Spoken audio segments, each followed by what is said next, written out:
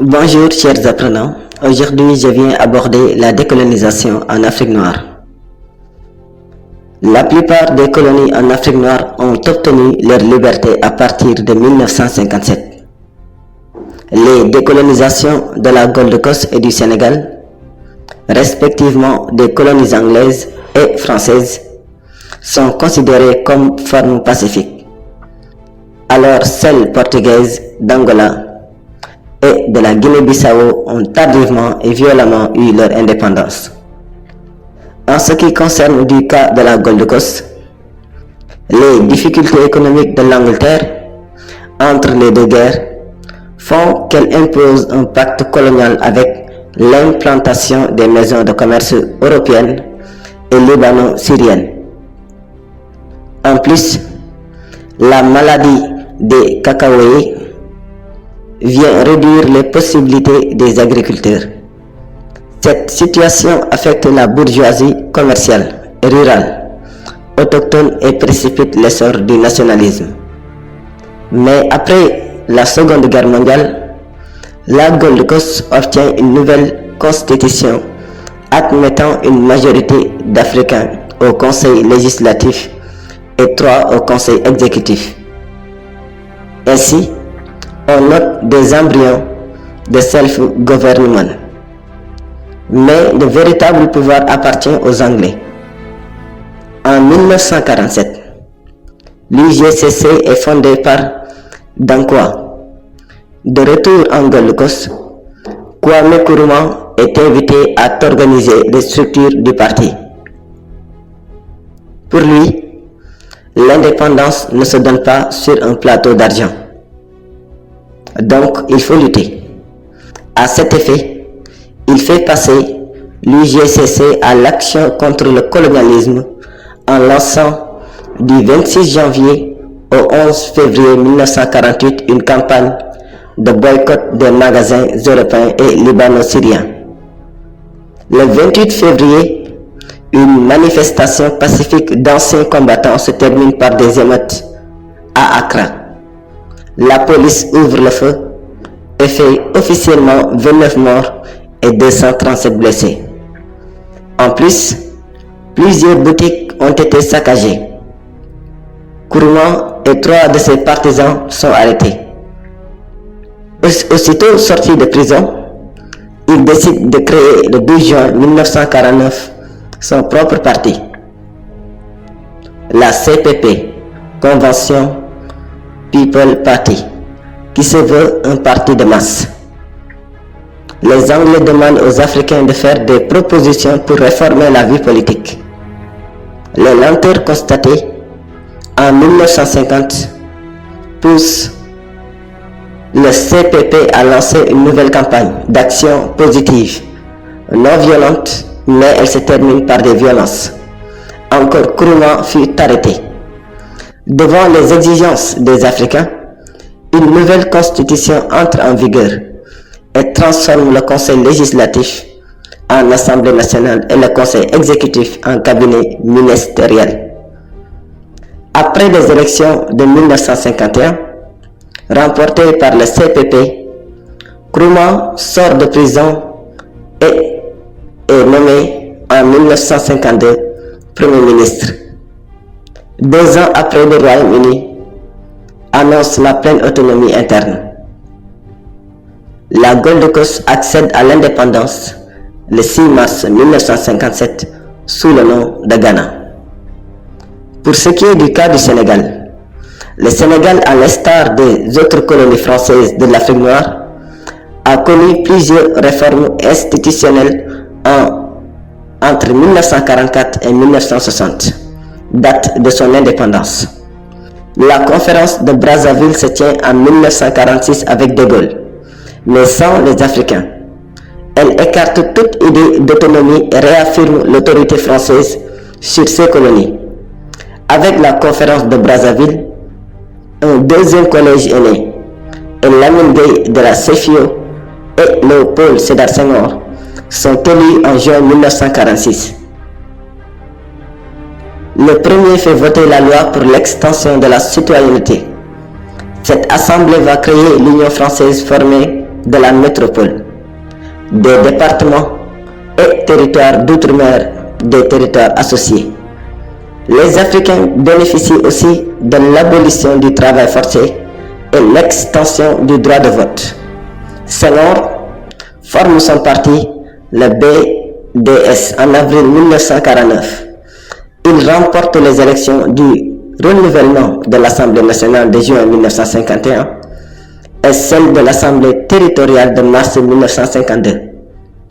Devant la pression des partis politiques, des syndicats, des intellectuels, des étudiants et des religieux, la France était obligée d'offrir un nouveau cadre institutionnel dénommé la loi cadre. Loi Gaston Defferre le 23 juin 1956 qui instaure une semi-autonomie. Le contexte aidant, le BDS et l'UDS se fusionnent pour donner le BPS.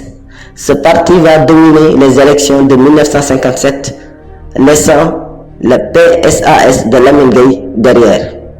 Ainsi, Mamadou Dia devient le vice-président du Conseil et transfère la capitale du Sénégal à Dakar. Dans sa tournée d'août 1958, il propose aux populations de se prononcer sur le projet de constitution où il est institué la communauté française. Soumis au référendum le 28 septembre, le Sénégal reste dans la communauté. Par ailleurs, le BPS et le PSAS se regroupent pour donner l'UPS, Union progressiste sénégalaise. Contre la balkanisation, le Sénégal et le Soudan créent la Fédération du Mali le 17 janvier 1959, avec Modibo Keïta président, Dia vice-président et Senghor président de l'Assemblée. Le 4 avril 1960, la France transfère les compétences aux autorités de la Fédération du Mali. Cette fédération ne dure pas, car le divorce est consommé dans la nuit du 19 au 20 août 1960. Le Sénégal proclame son indépendance le 20 août, mais la célèbre le 4 avril. En ce qui concerne du cas de la Guinée-Bissau, la Guinée-Bissau est considérée comme une colonie d'exploitation portugaise. Sa population est divisée en deux groupes, la population non civilisée et les assimilés. Ces derniers, minoritaires, lisent et écrivent le portugais et habitent souvent en ville.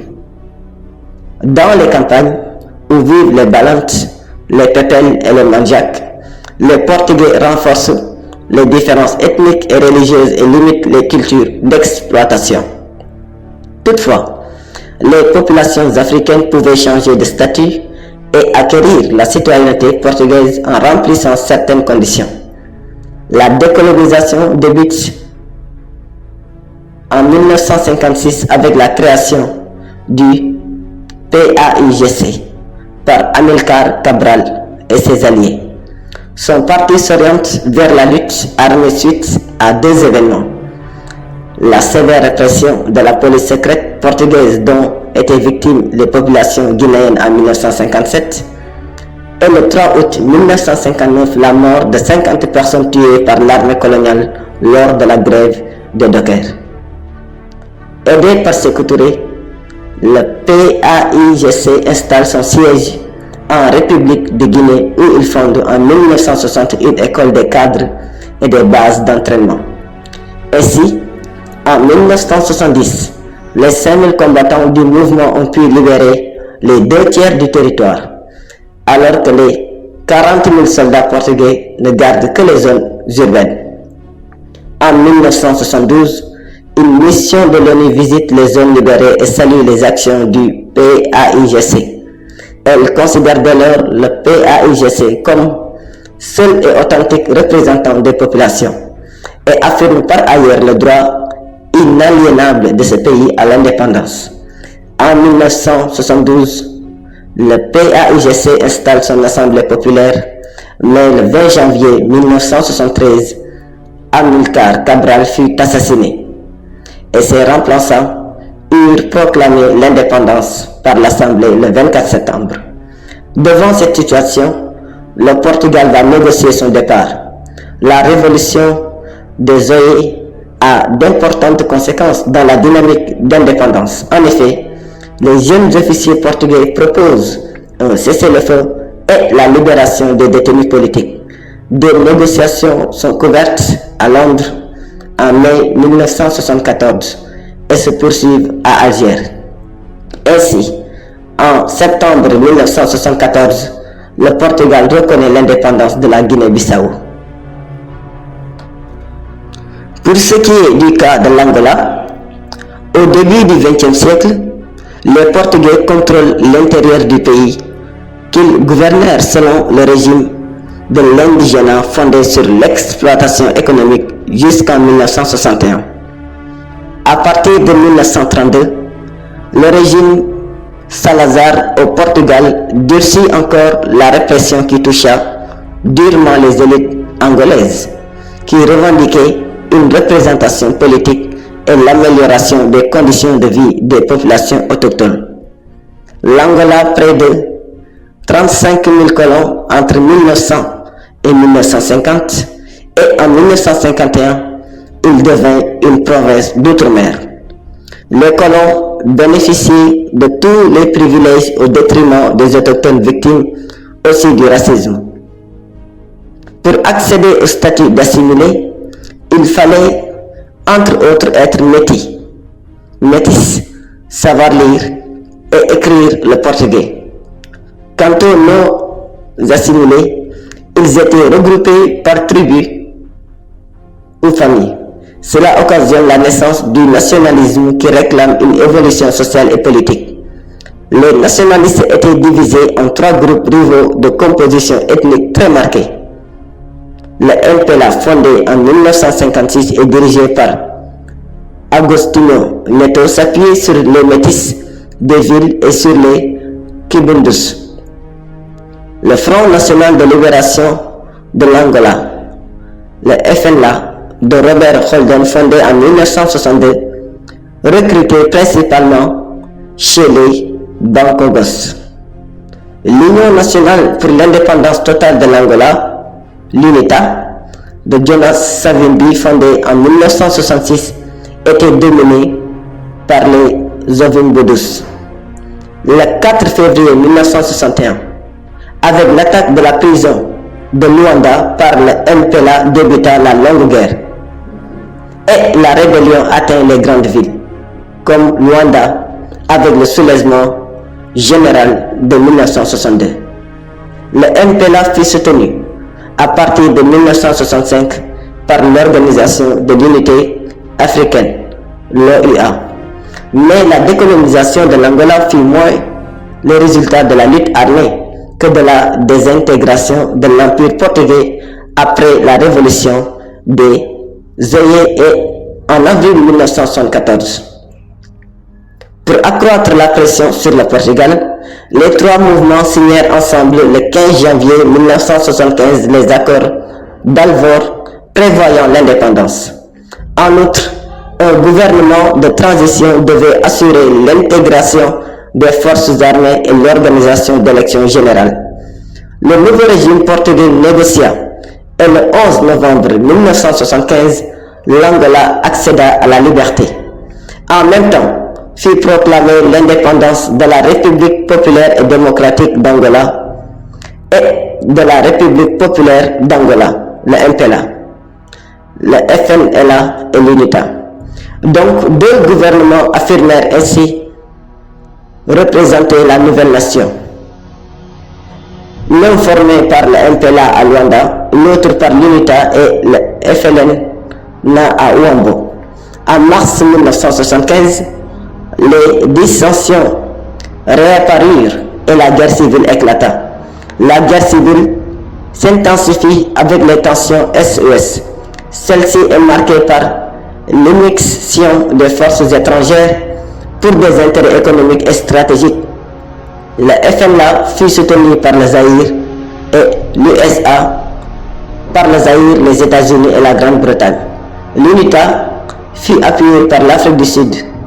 En octobre 1975, le FNLA et l'UNITA conclurent une alliance contre le MPLA qui reçut le soutien de l'URSS et du Cuba. Puis, à la mort d'Agostinho Neto en 1979, José Eduardo dos Santos devient chef de l'État. Après la chute du bloc communiste et la fin de l'apartheid par l'Afrique du Sud, l'Angola n'avait plus le même intérêt stratégique. En mai 1991, Cuba quitta l'Angola et l'UNITA, qui perdit ses alliés, accepta la négociation. Un accord de paix fut signé et l'ONU intervient afin de faire respecter le cessez-le-feu. Celui-ci fut remis en cause après la victoire aux élections de 1992 de Dos Santos contre Savimbi. En 1993, les combats font rage et tournèrent à l'avantage des forces gouvernementales qui s'emparèrent de Wombo à la fin de 1994. Plus d'1 million de réfugiés fuirent le pays. En novembre 1994, un nouvel accord de paix soutenu par l'ONU fut signé à Zambie. Les membres du nouveau gouvernement sont investis dans leurs fonctions le 11 avril 1997. Pour conclure, si les Anglais et les Français ont bien lu les exigences du contexte pour côtoyer l'indépendance à leur colonie de l'Afrique noire, les Portugais ont échoué car ils ont poussé les Angolais à user de la force pour devenir libres. Seulement, il faut comprendre que ce n'est pas le respect des principes des droits de l'homme qui a conduit globalement Anglais, Français comme Portugais à lâcher du lest, mais un vaste mouvement interne a pu capter les signaux de l'époque et s'est engouffré sur la brèche pour réclamer et obtenir l'indépendance.